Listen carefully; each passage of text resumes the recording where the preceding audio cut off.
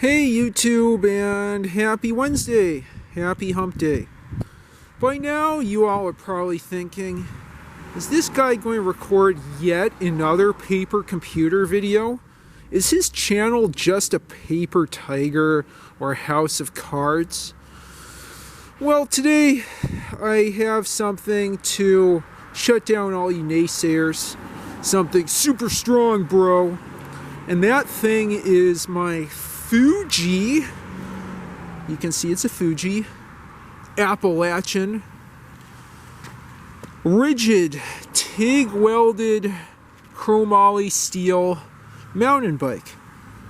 I want to talk about this because if you can't already tell, it's pretty cold and snowy here in Montgomery County, Maryland, which means for someone like me, I need to adapt my cycling to match the conditions.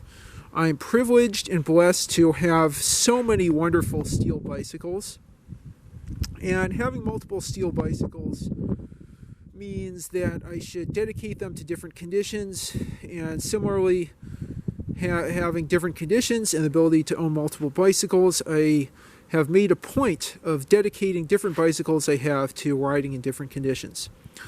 And I really think this hefty, rigid steel mountain bike is the perfect bike to handle conditions like this. Maybe not icy roads, but certainly salty or snowy roads are best handled with this bike amongst those I have. When the water gets into the cracks and freezes and expands, there's new potholes, and this bike can handle those quite well. It has a really comfortable, stable geometry. I think the bottom bracket's quite high compared with the road bikes that I ride.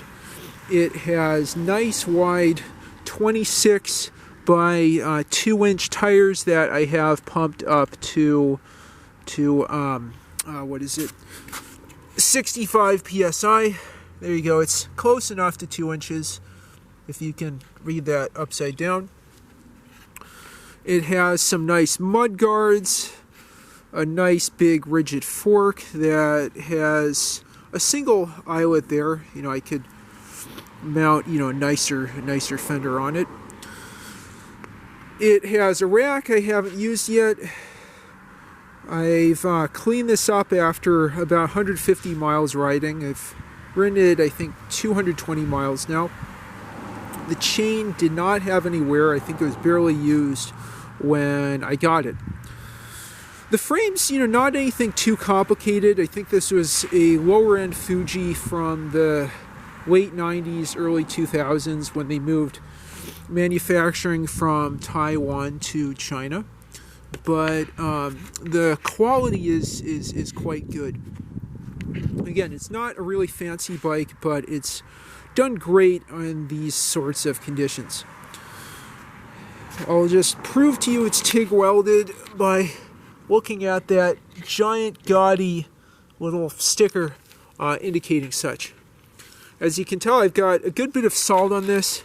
I thought this would be the bike that I'd want to get all salty and slushy and icy in a winter like this.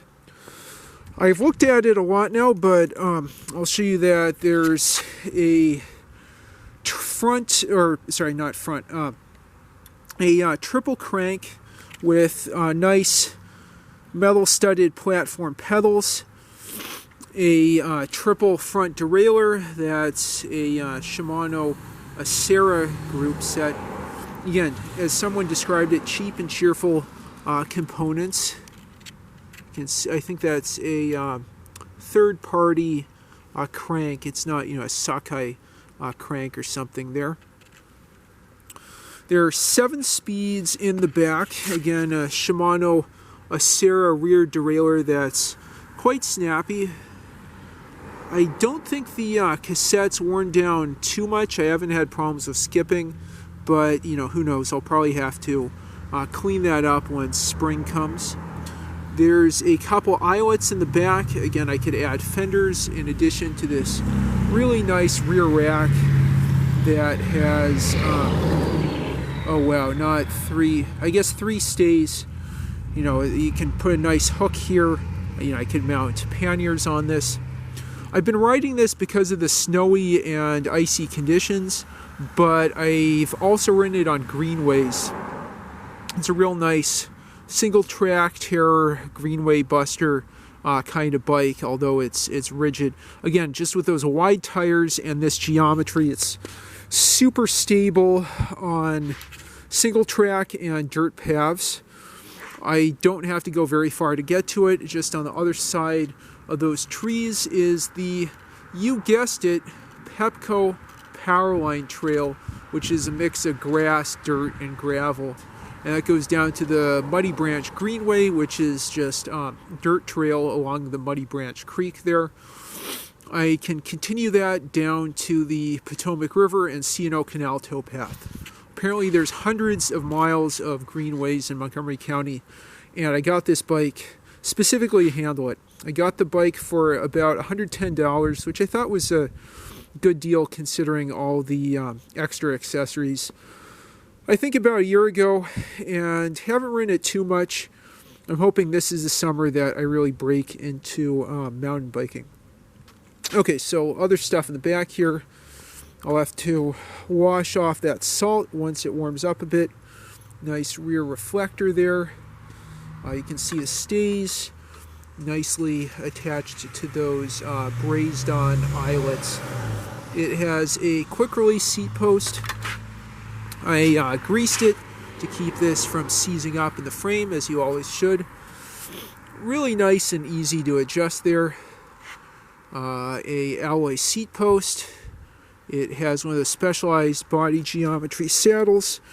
That's sort of semi-firm gel saddle, you know, not one of those soft ones, but has enough cushion for the blows of single track and of potholes. The bike came with these super nice Ergon R1 bar ends to grip onto to get leverage, accelerating or going up hills, making different maneuvers on dirt trail. We have some pretty simple V-brake combined brake shift levers, hybrid style drifters. Again, 3x7 drivetrain, so nothing really fancy. The bike came with the front triple poorly adjusted. I learned from experiences, thankfully not breaking anything, to adjust the cable tension for the front derailleur so that in second the cable tension was set for nice even spacing of the derailleur with second gear, and then to adjust the low and high screws. I was going to say barrel adjusters. Low and high limit screws to be able to have enough cable throw to get into first and third gear. You can see the shifter to go down on the top there, and then the shifter trigger lever to go up on the bottom, and then the reverse here for the rear derailleur shifter. It's nice to have those barrel adjusters both for the shifter and for the brake lever. These are for V brakes. Wouldn't know without that cute little decal there. Anyway, so adjusters for the shift lever and for the brake levers, both on those drifters there. And this does have V brakes, which is another advantage over an older hybrid bike. You know, your specialized hard rock or Trek Antelope or specialized Crossroads. I guess specialized hard rock is a mountain bike, and then Trek 800 Antelope series are mountain bikes. So, you know, it's a step above those because it has V brakes as opposed to the older versions of those that had cantilever brakes. I know cantilever brakes are quite strong, but I think, you know, V brakes are also quite strong. Front reflector there. Nice bell. Gotta have a bell with adjustable lever there. Let's see, cartridge bearings on the front and rear wheels, some real nice alloy wheels. I didn't really add too much to this. I added that kickstand, which does the job fairly well. I also added in this green bottle cage for better or worse. I know some people really hate it. Here's a random caution sticker. Okay. Don't do anything stupid. Oh, okay, yeah, it's don't do anything dumb with your quick release levers.